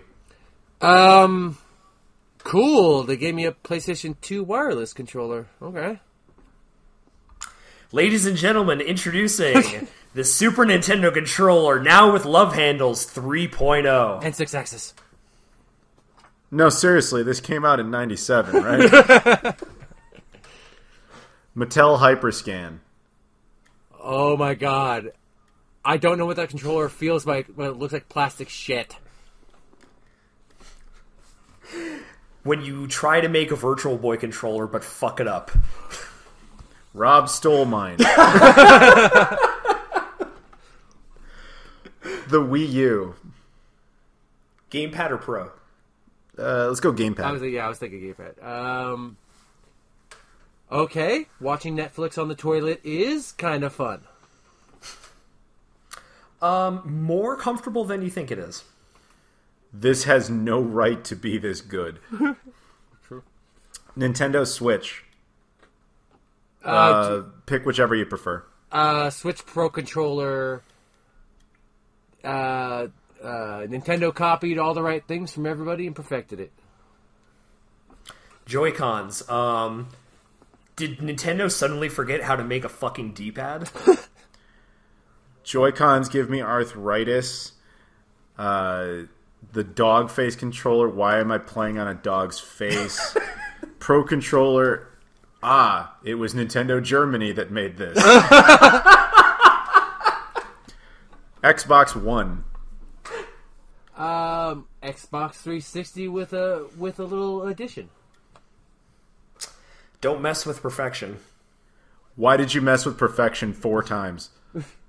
There's the one with rubber, there's the one with no rubber, there's the Elite, there's too many. Give me the rubber backing. PS4. About time you changed your damn controller. Feeling good. Combo breaker. Why does it need a touchpad? Yeah. Xbox Series X. Okay, and it's an Xbox One controller. Okay. I like it better than the Xbox One controller. This is the best Xbox 360 controller. PlayStation 5. Awkward. I only held it one time. Hey, one out of 5 ain't bad. I tell you, if I had one. And that's it. Thank you very much, Cax, for this ridiculous list. Hopefully you guys enjoyed that little routine there. That was felt like we were playing Whose Line Is It Anyways over here. And it didn't take an hour. You guys have to understand, like, the original, we thought was going to be like Atari 2600. Well, you have to remember, back when it came out, they didn't have joysticks, so you needed one button. Now, that's really all you needed, because the game mechanics were simple. Like, it would have been like that for 12 hours of all 3 of us contributing. So I think this actually was... So, what? Like, looking back, was there only one that we all kind of agreed on? Which was? I think it was like the Xbox 360. I think was like the only one that we all like. Yeah, this is fucking great. Yeah, I mean, I think I said it was a Fisher Price toy that played well. It's the GOAT. Yeah, it's the GOAT. Yeah, that original game GOAT. Yeah. I don't think there was one where like any of us were like, "That's the worst," and then another was like, "That's the best." No, you're skipping over the fucking Saturn controller. Why? You're right. Why don't you like the Saturn controller? Go back and feel free to watch my Retro Fighters review. But basically, I don't like the Model 1 that we got in the U.S. originally. Oh, well, yeah, fuck that one. Right, so that's not very good. And the Model 2 is good for fighting games, but it's really not good for anything else, in my opinion. Whereas, if you ever play with the Retro Fighters one, the way they replicated the D-pad through an analog stick, it's like the system comes to life. Like, you can play racing games in a way you've never been able to play with a better smoothness. I'm telling you, I would never go back to a traditional Saturn controller. See, I like the Retro Fighters one. I like it better than the 3D pad, like the one that shipped with Knights, like the Proto Dreamcast controller. I like it better than that. But there's something to that, and you say it's like, oh, it's only for fighting games. Like, half the fucking Saturn North American library is fighting games. I'm telling you, it's just a much more fun controller. I had a much better time playing games with it. Yeah. Now, I'm telling you, fighting games, ironically, maybe not, even though it's called Retro Fighters, but everything else, I enjoyed the way that they managed to replicate that thumbstick in a way that Sega never did. Mm-hmm. Even Sega's actual, like you said, their actual attempt at that didn't pan out. Yeah. So, there you go. Well, I'm trying to think if Keith said anything that was like me and Keith were pretty much on the same page most of this. It wasn't. The only one you guys were way off on is how the Loopy controller was forged by God. You know that. And yet you guys pretend that like it's just a little girl's console. I mean, that's messed up. I mean, sometimes they on that note, preference, man. On that note, go to Adam Koralik's merch shop and buy his Loopy t-shirt. Dude, what is with that? Loopy for life. Like, that is the most successful piece of merch on there. Dude, if people like it, they like it, man. Hey, you know. Yeah, why not? Well, one thing we definitely didn't talk about with the controllers definitely has to be like a lot of variants and offshoots or things made by other companies. Like, I'm just talking about the original Xbox in general. I actually mostly use the Logitech wireless one, you know. That's actually my favorite controller for the original Xbox, you know. But if we were going off the base models, you know, just what was sent with consoles and what we were going off right here, of course, those were my opinions. But for a lot of the consoles here, I have a lot of different controllers than what actually the companies came up with, you know? You know what? That's an interesting point. So, okay. So if we were to say there's a console here where we actually replace the official controller with something else, your answer is that. Oh. Mine is the Saturn. What about you, Rob? Is there a console where you were like, the third-party options are just the way I go? And while he thinks for a second, I do want to point out, because people will bring it up, the Wii, yes, we know there's Pro Controller, except the problem is it works on like 6 games. It's fucking junk. Yeah, we're not talking about playing Super Mario Brothers 3 on the Wii, guys. No, we're talking about playing the Wii games that are meant for the Wii. And very few Wii actual games actually can support that control. But I gotta confess something really quick, though. I only actually prefer playing Resident Evil 4 on the Wii, though. It's kind of weird. Why? Yeah. Oh, no, it is actually the best version of that game. I am inclined to agree. Including even the modern release? Yeah, it's one of those rare cases where the motion controls actually work. Yeah, if you got Motion Plus, it is perfect. I can't accept that, but I'll trust that you think that. I was so disappointed.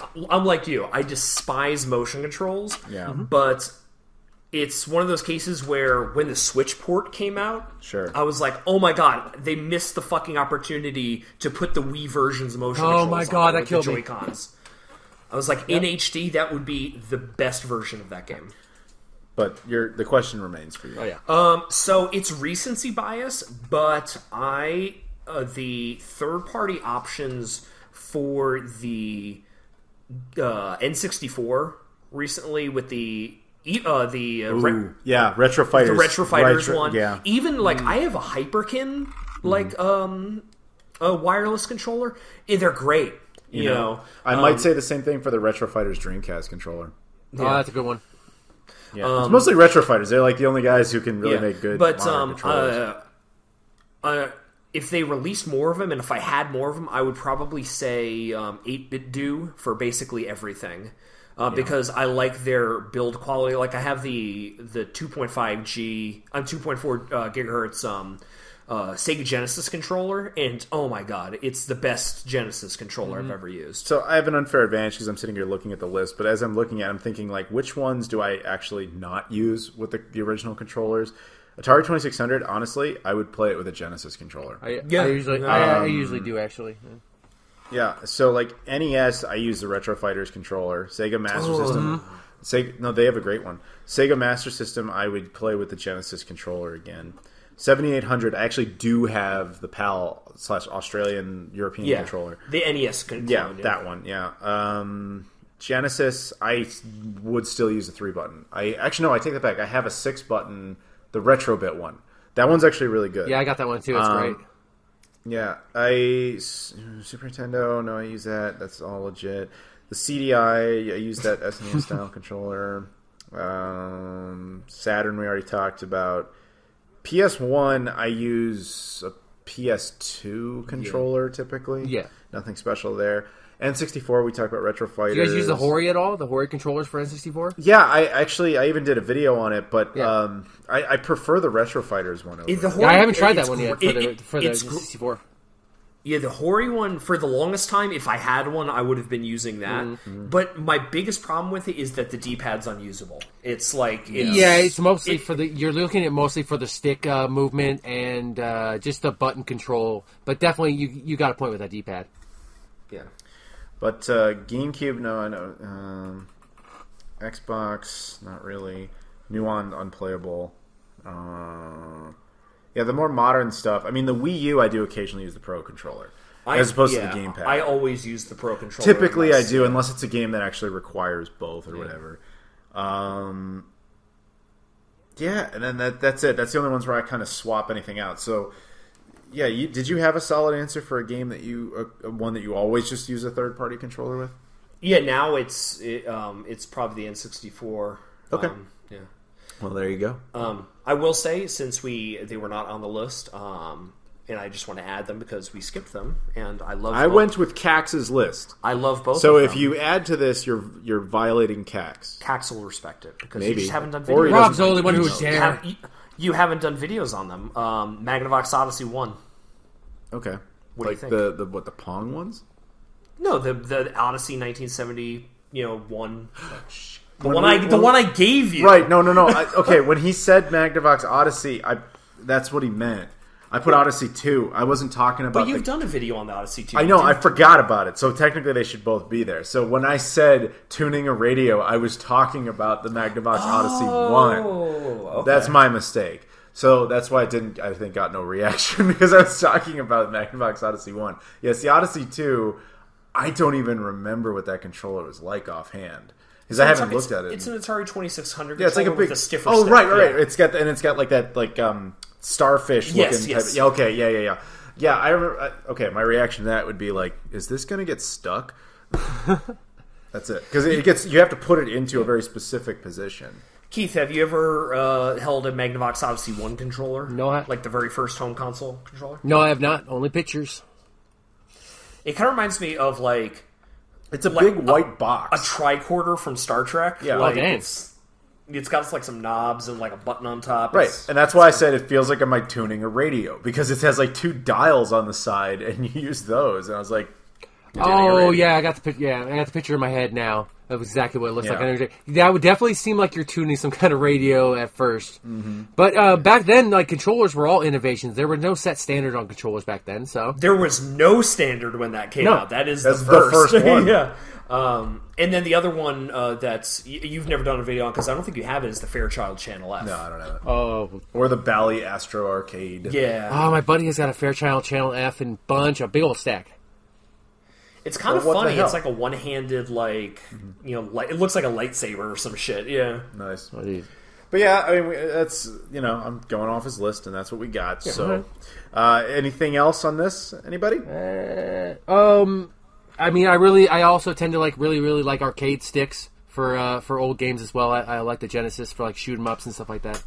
Guess that one other controller genre, I guess. Yeah, I've never been like the biggest arcade stick fan. In fact, like if I was, I would use it with the Neo Geo CD or whatever. But instead of like, no, I want the real controller. Like, That's the only one I have. Is my only arcade stick is the Arcade Pro controller for the Neo Geo CD. yeah, there you go. I have a couple of those. I have the Saturn one. I've got the Dreamcast one. I'm just like, it's kind of like with me in handhelds. I'm like, I own a TV, and with this, I'm like, I own a controller. It's just how I feel about it. Like, there's nothing wrong with them, but it's like I want an arcade stick in an arcade. Fair enough. If arcades were around me anymore, I would probably agree with you. But I haven't seen an arcade in freaking years. It There's feels got to like be a barcade around you somewhere, dude. They're all over the East Coast right now. You live in California, right? Oh yeah, once where everything's shut down and we got nothing.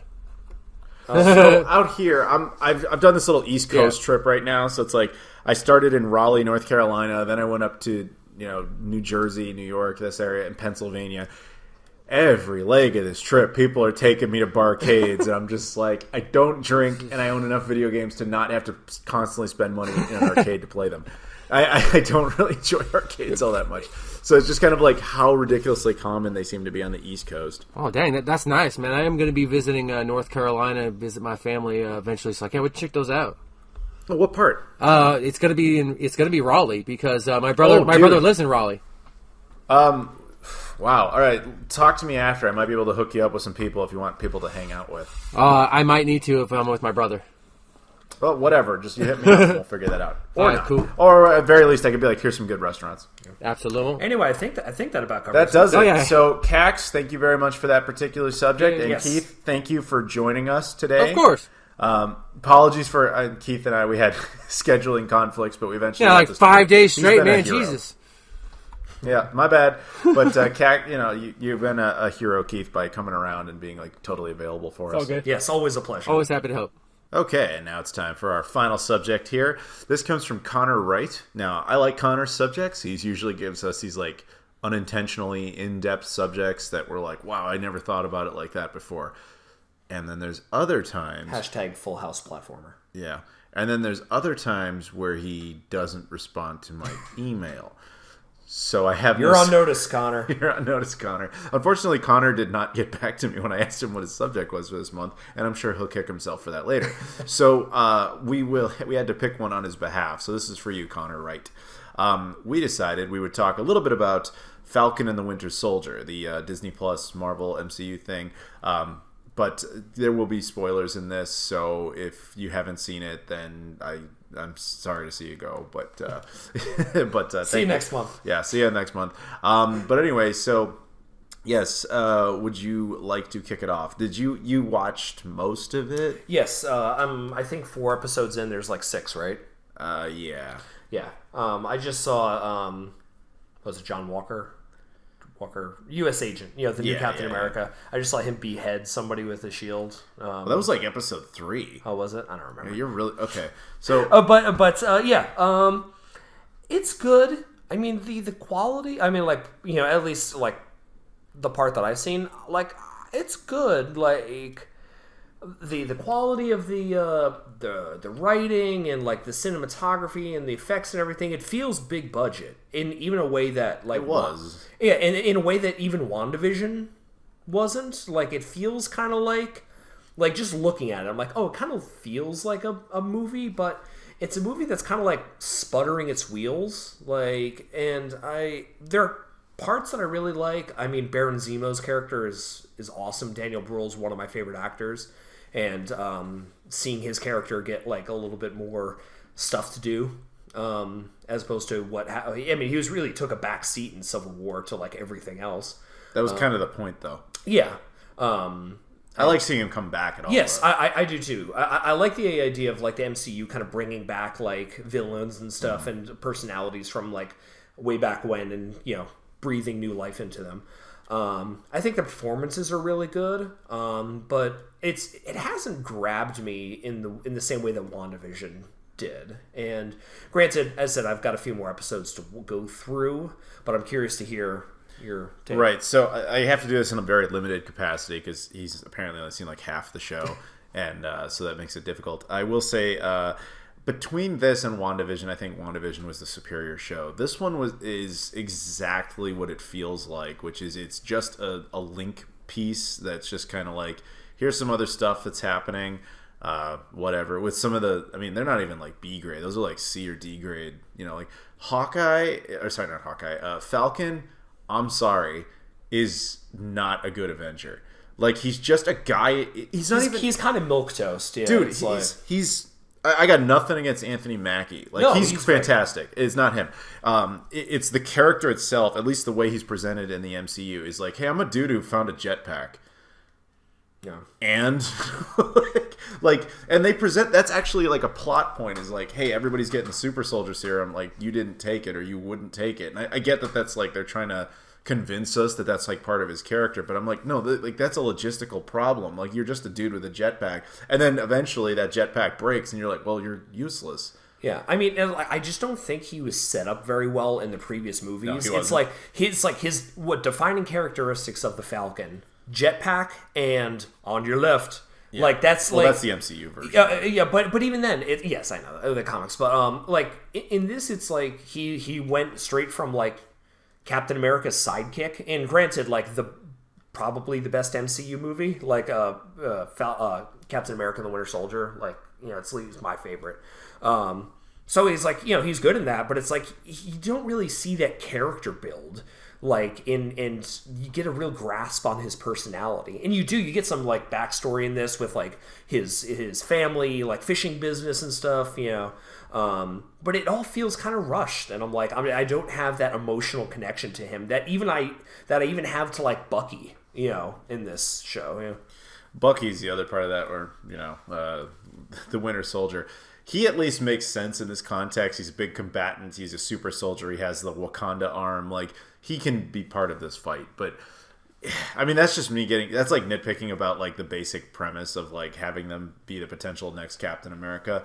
You have to ignore a lot of stuff like that in order to really get a lot of enjoyment out of it. I think that the aspects I enjoyed was just kind of seeing, like we've actually been talking about this whole thing, is consequences of action. So, you have the reversing of the snap, the Thanos snap, or the blip as they call it, And it's like, okay, so logically, when if humanity was like half wiped out, that would really screw with us. And put a damper on things. Right. So when they have to, they're like, okay, well, now that everybody's back, we're like, what do we do? And so there would inevitably be people that were like, it was better when half the people weren't here. And I like that they addressed that. I think, I will say, it's like, just cut in for a sec. I loved the most recent Spider-Man movie, The Far From Home, but the fact that they just glossed over that fucking thing was just like kind of egregious. It's like, well, it wasn't the point of that movie, but at least they addressed it. It's like, hey, remember when like all of our students, like our fellow students came back and we were 4 years older? Yeah, like, they showed bits of it, and that was obviously different. This was like the consequences of that, the real world consequences. Some of which was really well done, and then some of it is just like, I'm tired of seeing that like ginger girl show up in various things I love and ruin them. Ginger girl? The villain of this.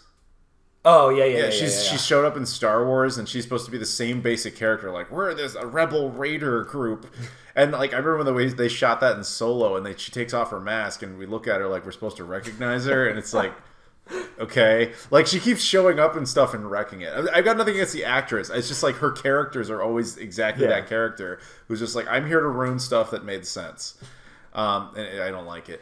But yeah, there were so many. Like, honestly, we'd have to kind of really. This is hard because he hasn't seen all of it. I mean, you can go over it. It's like I know basically what happens. Right, in the show, and there were certain elements I thought were fantastic. I really liked ultimately when he is Captain America and he's got this great suit and all that stuff. But then there's just those things of like, why are you wasting your time with this? You have a jetpack. Like, why are you doing this? Or when he's fighting that guy from the beginning.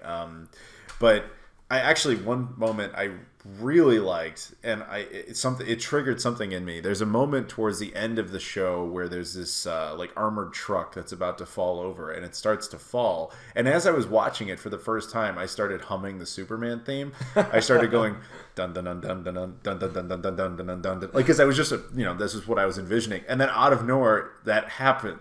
Falcon shows up and he starts like pulling the thing up and like trying to fly it up, and I was like, that's exactly what they were going for. They were going for the Superman moment. But the difference is, I can believe Superman can do that. Hawkeye's a guy with a jetpack. Whatever. Doesn't matter. Hawkeye's a guy with a bow and arrow. At least he addresses that it's stupid. And that's, there were some great lines in there, I thought. Particularly in I think it was like the first or second episode, where Falcon is like with Winter Soldier, and they're going to that other super soldier, the old super soldier's house. Oh yeah, and then you get like a kid's like, "Oh man, you're Black Falcon." He's like, "Why? Because I'm black. So what? You're a black kid?" Like, it's like, that was hilarious. I didn't realize, like, obviously I'm not black and I don't have that perspective, so I feel even weird addressing this. But like, this show was very on the nose about that type of thing. Oh yeah, it's definitely reflective of the environment in which it was released, and like I think that's definitely important to kind of give an outlet to right. To people. And we can't. I don't want to go into the politics of any of that sort of stuff. That's not even remotely the point of this. But it's one of those things where, like, I know I will never understand that struggle the same way. It is not possible, no matter how much I'm told about it. But it's fundamentally weird to see it like so ham-handedly presented. Now, maybe that's what it needs. I'm no expert on that particular subject. Some of that I think really worked. Like the idea that after everything Falcon has done, a bank won't give him a loan. Yeah. He walks around in his like a neighborhood, and the cop thinks he's guilty of something, and then the Winter Soldier, who actually is like this horrible person, a fucking assassin. He's the one who's like, all right, he has to tell him, the cop, like, no, he's not a bad guy or whatever the hell he's thinking. Like, all of that, I'm like, I understand, to the extent of that struggle that I can understand, that made sense. And really my problem, and you didn't see it, unfortunately, was the last speech he makes, and you can't really comment on this, I guess. Yeah. But he makes this really political speech that's just so on the nose. And it goes on for like 20 minutes. Like, it's really long. And it's like, okay, some of what you're saying, yeah, it makes sense. But some of this is just like, you're yelling at a wall. You're like telling politicians, like, you have to fix everything because I said so. And it's like, yeah, that doesn't change the logistics of the problem. You know what I mean? Like, I don't know. Some of that stuff was just kind of like, you should have scaled back a bit. Not that I don't mind a little, cultural relevant subtext in my fiction. That's fine, but it's more like when it's just done poorly. That's actually the problem I have with it. It's not even that you brought politics into it. It was that you brought it in such a we want this to have a message, so he'll just say what the message is. You know what I mean? That was more my issue. No, I think I definitely agree, and while I don't consider it a perfect movie like some people do, I immediately go back to Black Panther, and some of its commentary on the lives of working class black men in America, with Killmonger as a really sympathetic villain and stuff, and it's it's done through subtext and symbolism and things like that. I definitely would appreciate that a bit more than just exposition on what we need to do. I mean, honestly, dude, tell you the truth, going back, Black Panther, probably one of the worst movies in the MCU. As I said, it's definitely not a perfect good movie. It really is not a good movie, because everything's so... That's not the point of this. Why are we talking about it? But yeah, this is... I mean, this isn't a movie, but I felt like it was a mixed bag. Honestly, the whole thing was a mixed bag. It had some elements that were great to see, some sort of update to, again, the post-blip world, all that sort of stuff. This one, though, heavily suffers from the "where are the Avengers" syndrome. So for those who don't know what I'm talking about, in phase 1, it was okay, every character's getting their own movie, they don't know each other yet. It makes sense that Hulk doesn't just randomly show up in Thor or whatever, although he kind of doesn't he? I don't remember. Thor. No, whatever. The point is, they have no reason to until Avengers. So phase 2, they ran into a problem where they're okay, we'll go back to solo movies, and it's okay, but now you're a team. What is the Incredible Hulk doing during Thor: The Dark World that he can't be really useful in this situation? Yeah. So they became aware of that, and they started coming up with story reasons for that. But it's they forgot that lesson when they got to this, because at this point the Avengers are a full-on thing. They're an organization. Yeah, but I do get it. I mean, but a lot of them are dead. No, a lot of them are off-world. I'm not done complaining about this. It's No, I'm not. No, fuck that. I don't agree with that argument at all. This isn't a situation where hey, this is because they usually tried to get smarter about it. They're this is some sort of covert thing. It's only happening in some town in Germany or whatever. Yeah. I was okay with it for most of that until again, you didn't see it. That's why you're not saying anything. The last episode of this is a giant free-for-all battle in New York. Okay. You mean, where New Avengers headquarters is? What is Hulk doing?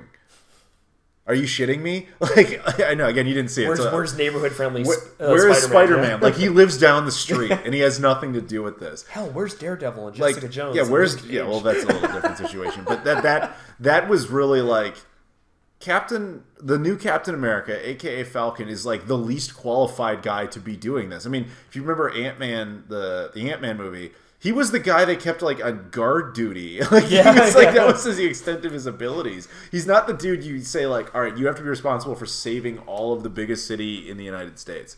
Yeah. No. I mean, even if you were okay, it's in Los Angeles, I'd be okay, it's going to take the Hulk at least 3 or 4 hours to get out there, so there could be a time frame or whatever. But this is he's in the same city. What are you doing?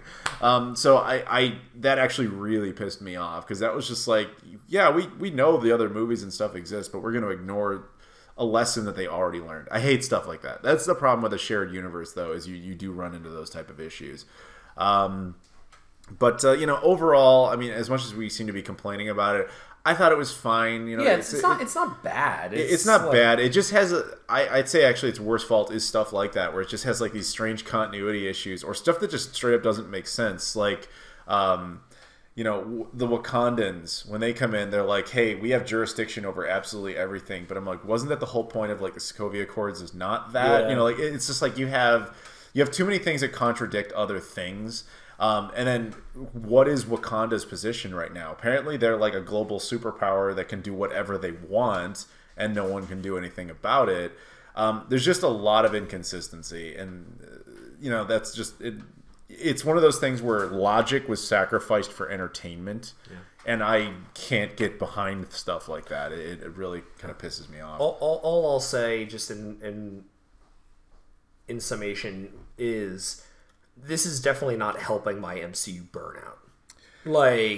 I was pretty burnt the fuck out after the whole Infinity War saga. And, like, Spider-Man was, like, a nice diversion, and WandaVision was like, oh, like, a little breath of fresh air, and what is this? It's different. It's not the fucking same, you know? And this just, it suffers from sameness. It suffers from kind of being bland, and, like, it's good, but it's, like, not exciting. You know, when something does excite me, it's like, oh, it's gone in a second, you know?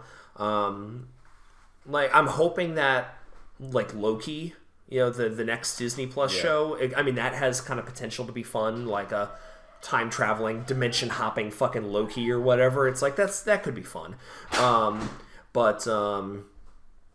Yeah, I mean, I'm looking at the like, a couple days before we recorded this, like, Disney announced, like, the Phase 4, like, lineup, and I don't think we're going to, like, touch too much on this, but it's like, I was basically, like, looking down this list, and I'm like, Yeah, that's a different discussion. You know, but I'm like, hey, like, the burnout's real, and I'm like, this didn't do much to, like, help that. Yeah, you know what this show is? If you think of the MCU as an ongoing TV show, this is the filler episode, like, in the middle where they didn't really have show.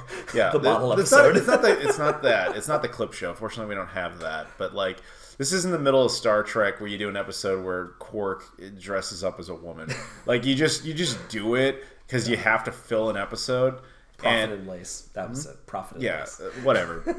It's just that. It's just like, okay, this is some MCU filler. It gives us a little bit of what happened after the fact, but it also creates too many stupid problems, and it's just, on a whole, it just doesn't make a lot of sense. It has a few of its moments here and there, but overall, I would say, if I were to rank the Marvel shows, I guess the canonical ones, there's only 3. There's... yeah, if you're not listing the Defenders ones, yeah. Right. So if you include this, you would include WandaVision and technically Agent Carter, which everybody forgets. I would say this is probably the worst of the 3, which just kind of kills me. Agent Carter was good. Agent Carter, it was a very different type of show, but it was good. This actually tries to come back around and have... Oh, that's right, you still haven't seen it. Carter tries to become somewhat relevant again. Yeah. But this felt like, hey, let's plant a couple seeds and see if this goes anywhere. And it probably won't. I mean, like, I don't see... Was it John Walker? Yeah. Yeah, I don't know how much they're going to get out of him. Now, okay. I mean, it could be in Captain America 4. Okay. Like, which they did announce. John Walker, I'm not familiar. Is that, I assume, was a character that existed in comics before. He took over the mantle of Captain America in the 80s for a spell. Okay. Because was it Steve Rogers took on the mantle? I think U.S. agent. Sure. I don't need the whole backstory. I just want to know he existed. He existed. Okay. He was Captain America. So here's the funny thing about that. I obviously interpreted this totally differently. I'm going to give you guys an obscure reference that people aren't really going to remember. So John Walker takes over as Captain America, and I was like, oh, he's going to be a villain for a while. He's going to cause a problem. But only, not because of normal narrative reasons or whatever. It was because I was like, he's named after the guy who was the American Taliban. I was like, oh yeah, that's like but apparently not. Apparently, American Taliban was named after. Yeah, exactly. So I was like, okay, my bad. So I was still right, but I was wrong about how I got right. Yeah. But yeah, but well, I'm gonna ruin it for you. He ends up like coming in and like really being a huge help at the end. Yeah. And I was like, that actually was another reason I hated that last episode, because like they're like, oh, we need reinforcements. Well, the only guy is the other Captain America. Hulk and Spider-Man live down the street. What are they doing? They're not doing anything. Yeah. I mean, maybe we'll find out in the Spider-Man movie or whatever what he is actually doing. Maybe he's like, oh, I'm conveniently in Australia or whatever the hell. Bitch, you've been to space. Yeah, or whatever. I hate... that's the problem with doing stuff like that. So you gotta... Honestly, the smartest move would have been... There's no reason for it to take place in New York City. It doesn't actually have to take place there. They just did it. I mean, most of the movie takes place in Europe. I know. And I was like... And I was kind of fine with it, because it's one of those things where it works fine as like an underground story, and it makes sense why all the characters aren't showing up, until you get to that point where it's like, you really had the balls to do one of these shows where it's like, hey, we have all the Avengers, they live down the street, but they're busy. I thought you got that out of your system. Yeah. So at least, put it in Detroit or something. Just a city that's not the one where the Avengers live. Yeah. But yeah, I know we're just kind of ragging on it. It's fine.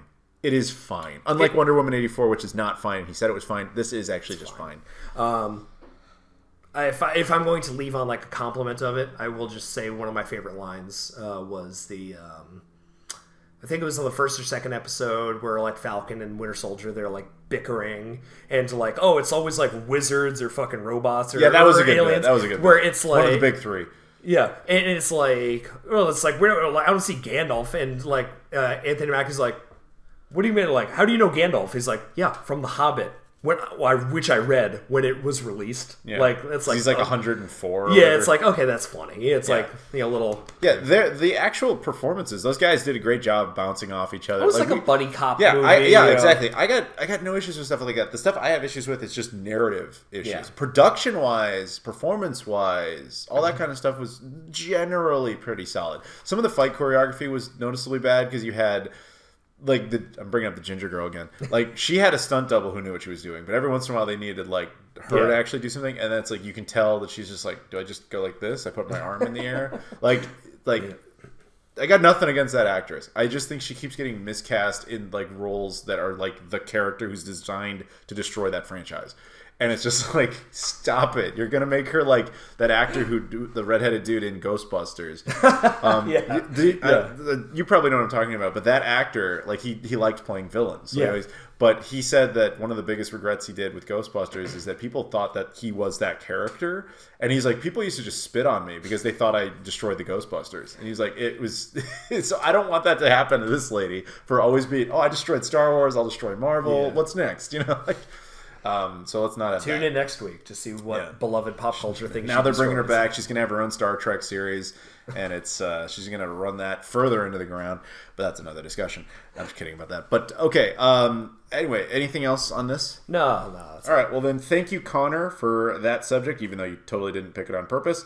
That was a great subject. It Connor. was. You did an amazing job on that one. Keep it up. So. Yeah, thank you to Connor. Thank you to Cax. Thank you to Keith for joining us before.